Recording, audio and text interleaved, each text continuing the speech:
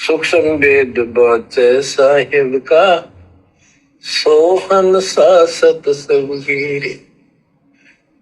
बच्चों, आप सूक्ष्म वेद पढ़ रहे हो, सूक्ष्म वेद परमात्मा का काय है। आप अपनी किस्मत सराओ। सत्संगी का अर्थ होता है तो सच्चे ज्ञान से का साथ करता है, जिसको सच्चा अध्यात्म ज्ञान प्राप्त है। सत्संगी कौन होता है? जो सच्चे ज्ञान की सराहना करता है, जो सूक्ष्म वेद को बांचता है, जो पढ़ता है, जो सत भक्ति करता है, सच्चे ज्ञान की जो कदर करता है, वो है सत्संगी। ये सतलोक आश्रम वाले सत्संगी नहीं है। पहले मुझे एक बहुत बड़ी गलतफहमी थी। अक्सर मैं बीच बीच में कह दिया करता था कि भाई आश्रम वालों को केवल एक ही चीज का बेनिफिट मिलेगा, और तो सारी बकवाद करते हैं, ये सब मर्यादा तोड़ रखी है। इनको अगर गुरु की तरफ से किसी चीज का बेनिफिट मिलेगा तो वो है ज्ञान प्रचार, क्योंकि ये ज्ञान गंगा के माध्यम से, टीवी चैनल के माध्यम से, भले अपने स्वार्थ के लिए कर रहे हैं ये। अगर ये नाम दीक्षा केंद्र हटा दिए जाएं, ये सतलोक आश्रम वाले ना तो टीवी चैनलों पर सत्संग चलाएंगे, ना ये ज्ञान गंगा पुस्तक बंटवाएंगे। ये सत्संग इसीलिए चलवा रहे हैं, पुस्तकें इसलिए बंटवा रहे हैं कि लोग इस नाम को, लोग इस ज्ञान को सुन सुन के फिर नाम दीक्षा लेने आएंगे। नाम दीक्षा लेंगे तो फिर हमारे को पैसा मिलेगा, कभी ज्योति का, कभी पाठ का, कभी 10वें अंश का, कभी क्या। इन लोगों से हम बेगार करवाएंगे, इन लोगों से हम राजनीति करवाएंगे, अपनी मनमानियां करवाएंगे, इनके ऊपर हम दादागिरी करेंगे। अगर नाम दीक्षा केंद्रों को हटा दिया जाए, वर्तमान में नाम दीक्षा की कोई व्यवस्था ना हो, ये क्यों ज्ञान प्रचार करेंगे? इनको क्या मिलेगा, क्या बेनिफिट है? ये दुनिया को ज्ञानी बनाने के लिए ज्ञान प्रचार थोड़ी कर रहे हैं। इनको खुद को तो ज्ञान नहीं है। अगर इनको खुद को ज्ञान होता तो बरवाला कांड होता क्या? आज हमारा गुरु जेल में बैठा होता क्या? इनकी मनमानी हरकतों का तो नतीजा है बरवाला कांड। तो अगर इन सतलोक आश्रम वालों को ज्ञान होता और ये ज्ञान प्रचार के मकसद से ये ज्ञान को आगे अगर फैला रहे हैं तो बरवाला कांड ही क्यों होता? इनको खुद को ज्ञान नहीं है। तो दास को थोड़ी सी गलतफहमी थी कि भाई ज्ञान प्रचार का इनको लाभ मिलेगा, लेकिन भाई और बहनों, इनको ज्ञान प्रचार का भी लाभ नहीं मिलेगा। क्योंकि आपको पता है कि सतलोक आश्रम वालों ने मेरे ऊपर हरियाणा के बहादुरगढ़ में एक मुकदमा लगवा रखा है, धार्मिक भावना भड़काने का, परशुराम को लेकर। मैंने वही बात बोली परशुराम के विषय में, जो बात कबीर सागर में लिखी है और जो बात सतगुरु रामपाल जी ने कबीर सागर के सरलार्थ में लिखी है कि परशुराम कीने कर्म कमीने। मैंने वही बात बोली ना कि देखो सतगुरु रामपाल जी ने परशुराम के बारे में ये बोल रखा है, और ये लोग परशुराम की जयंती में भक्तों को बैठा रहे हैं। तो बताओ ये लोग गुरु जी के ज्ञान से ये लोग जो है कहां चल रहे हैं? तो सतलोक आश्रम वालों ने चांद राठी को, जो कि एडवोकेट है, इनका मीडिया प्रभारी है, उस चांद राठी के माध्यम से गुरु जी के परिवार ने मेरे ऊपर बहादुरगढ़ में मुकदमा करवा दिया धार्मिक भावना भड़काने का, कि साहब इसने परशुराम के बारे में ये क्यों कहा कि परशुराम की ने कर्म कमीने। इसने हमारी धार्मिक भावना भड़का दी। अब बताओ भाई और बहनों, कबीर सागर के सरलार्थ में यह बात परशुराम के विषय में ना तो मेरे दादा ने लिखी, ना मेरे बाप ने लिखी, सतगुरु रामपाल जी ने लिखी। और अपने गुरु की बात को मैंने संगत के सामने रख दिया। उस बात से ये सतलोक आश्रम वाले बिदक गए, कह रहे कि पवन ने हमारी धार्मिक भावना भड़का दी। तो इन्होंने तो अपने गुरु के ज्ञान का विरोध कर दिया। इन्होंने तो अपने गुरु के ज्ञान का विरोध कर दिया। ये क्या खाक ज्ञान प्रचार कर रहे हैं? ये क्या दुनिया में खाक ज्ञान पहुंचाएंगे? इनके गुरु ने परशुराम के विषय में लिखा कबीर सागर के सरलार्थ में कि परशुराम ने जितने भी काम किए वो कमीने काम किए। वो बात मैंने जो कि त्यों बोल दी। गुनाह कर दिया क्या? उस बात को लेकर इन्होंने मेरे ऊपर मुकदमा कर दिया धार्मिक भावना भड़काने का। तो इन्होंने तो अपने गुरु के ज्ञान के ऊपर मुकदमा कर दिया कि हमारे गुरु ने ये गलत लिखा है, क्योंकि मैंने वही बताया जो गुरु ने लिखा। तो मुकदमा मेरे ऊपर करने का मतलब, ये लोग इस बात से सहमत नहीं है कि संत रामपाल जी ने जो परशुराम के विषय में लिखा ये गलत है। हम नहीं मानते इसको, ये गलत लिखा संत रामपाल जी ने, हमारी धार्मिक भावना भड़क गई। ये तो ज्ञान प्रचार के भी पक्ष में नहीं है, संत रामपाल जी के ज्ञान के भी ये पक्ष में नहीं है। ये काहे का ज्ञान प्रचार करेंगे? काहे का इनको ज्ञान है? ये तो अपने गुरु जी के ज्ञान के विरोधी हैं।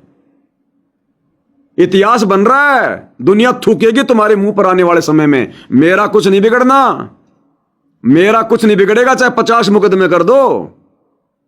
और तुमने कितने मुकदमे कर दिए? 4। 5वां मेरा मेरठ में चल रहा है कोरोना काल का। मेरा क्या बिगड़ गया? क्या बिगाड़ लिया? तुमने जेल भी भेज के देख लिया। और क्या तुम बिगाड़ लोगे जब तक मैं अपने गुरु की मर्यादा में हूं? चाहे 50 मुकदमे कर दो। गुरुजी कहते हैं बेटा ये तो आजादी कैसी लड़ाई है, इसमें चाहे 50 मुकदमे क्यों ना हो, इतिहास बनेगा, दुनिया याद करेगी। और तुम्हारा मुंह काला होगा आने वाले समय में। सतलोक आश्रम वालों, तुम अपने गुरु के ज्ञान के विरोधी, तुम्हारे गुरु का ज्ञान मैं पवन दास बता रहा हूं और मेरे ऊपर मुकदमा कर दिया।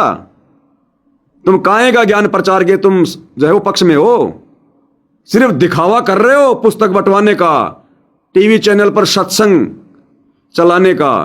तुम तो विरोधी हो अपने गुरुजी के ज्ञान के। तुम्हारा तो काला इतिहास बन गया। तुम्हारे मुंह के ऊपर कालिक पोती जाएगी आने वाले समय में। दुनिया तुम्हें दुष्ट की संज्ञा देगी।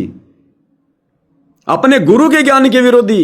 ये मुकदमा मेरे ऊपर नहीं संत रामपाल जी पे हुआ है, तुमने अपने गुरु पर, अपने गुरु के ज्ञान पे मुकदमा किया है, अपने गुरु के विरोध में होके। वो ज्ञान मेरे कोई मेरे बाप दादे का ज्ञान नहीं है जो परशुराम के विषय में जो लिखा है गुरुजी ने, वो गुरुजी ने लिखा है कबीर सागर के सरलार्थ में, और तुमने उसी पर मुकदमा कर दिया। ब्राह्मण समाज की धार्मिक भावना तो नहीं भड़की, और तुम लोगों की धार्मिक भावना भड़क गई।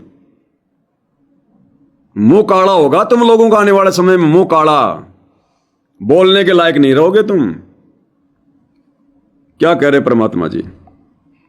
रग यजु है श्याम अथर्व, चारों वेद चित भंगी रे, सूक्ष्म वेद बात साहिब का, सोहम सा सत्संगी रे। यानी उसको कहते हैं सत्संगी। सूक्ष्म वेद बाचे साहिब का, सोहन सा सत्संगी रे।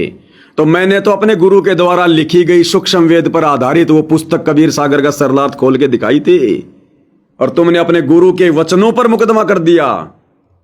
कालिक पोतेगी तुम्हारे मुंह पर दुनिया आने वाले समय में।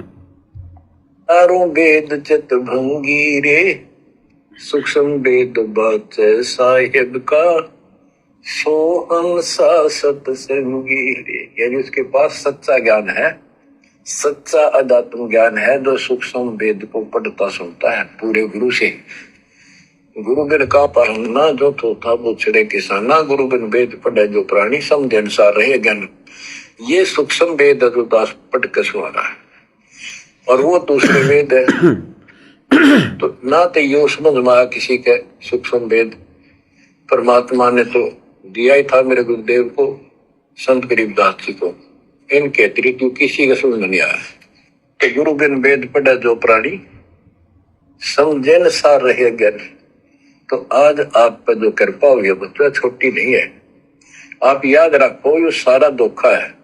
आपको कितना प्यारा लगे शरीर, और फिर बालक, और फिर ये संसार संपत्ति, 1 मिनट में हवा निकल गया।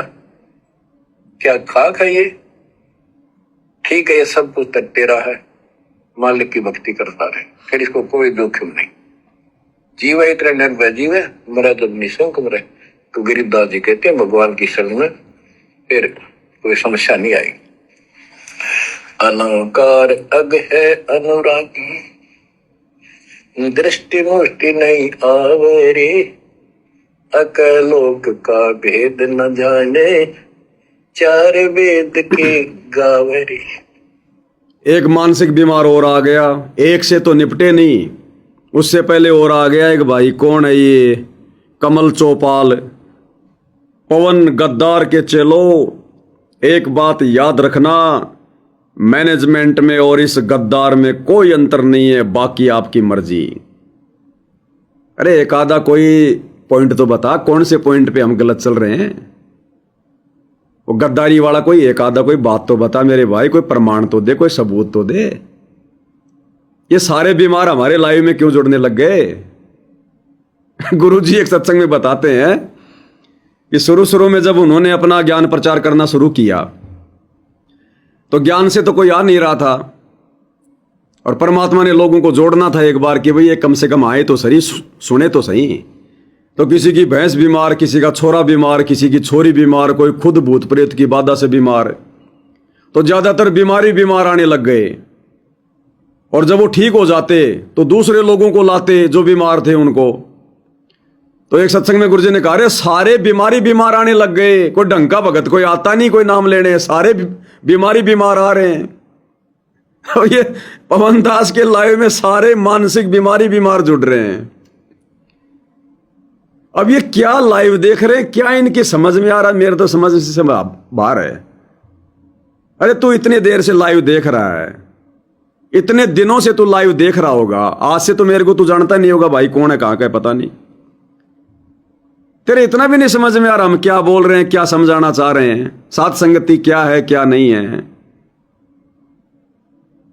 अरे थोड़ा बहुत तो कॉमन सेंस का ही इस्तेमाल कर ले मेरे भाई, सारा दिमाग बेच खाया क्या? चल कोई एक आधी बात तो बता, तेरे मन में कोई ऐसा कोई कांटा चुभ रहा हो। इतनी राग द्वेष ईर्ष्या ठीक नहीं है, सिकंदर लोधी की तरह जलन का रोग हो जाएगा, फिर मुसीबत हो जाएगी। तो बता तो सही मेरे भाई, एक आधी बात तो बता ताकि मैं कुछ बताऊं, कोई तरह समाधान करूं। इतनी शंकाओं में क्यों घूम रहा तू? इस खोपड़ी में तो गुरु जी का ज्ञान होना चाहिए। तुम्हारी खोपड़ी में पवन दास पवन दास पवन दास, सुमरण भी मेरा करते हो गया रात को। तो एक आधी बात तो बता था कि मैं तेरा कोई शंका समाधान करूं भाई, तेरी मानसिक टेंशन को ठीक करूं थोड़ी बहुत। एक आधा कोई पॉइंट तो लिख। अब नहीं बोलेगा, अब चुप हो गया, अब साफ सुन गया।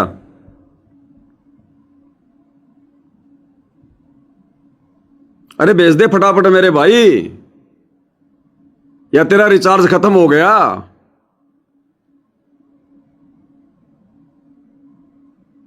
अब नहीं बोलेंगे ये, शाम सुन गया अब इनको। तो सत्संग सुनो भाई और बहनों, भोंकने दो इनको, ये बेमतलब के आदमी हैं। जब परमात्मा ने ऐसों को रिजेक्ट कर दिया तो फिर अपने इनको क्या, अपने इनको एक्सेप्ट करें इनको।